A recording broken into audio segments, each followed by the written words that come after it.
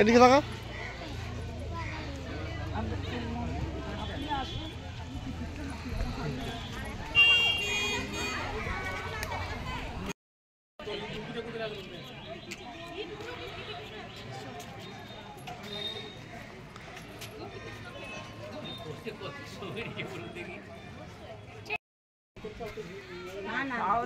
রাজমঞ্চের মতো নয়।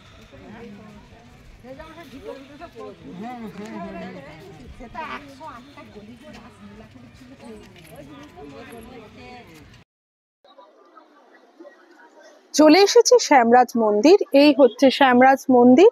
এটি প্রতিষ্ঠা করেছিলেন মল্লরাজ রঘুনাথ সিংহ। মন্দিরের অপূর্ব কাজ, ইট কেটে কেটে খুব সুন্দর করে টেরাকোটার কাজ করা আছে মন্দিরে। এই মন্দিরটির 5টি চূড়া আছে, সামনে দুটো, মাঝে একটা এবং একই রকম ভাবে পিছনে দুটো, তাই এটিকে 5 চূড়াও বলা হয়ে থাকে। তো আমরা এবার ভিতরে যাব, দেখে নেব আমরা শ্যামরাজ মন্দির। আপনারা সঙ্গে থাকুন, আপনাদেরও দেখিয়ে দিচ্ছি।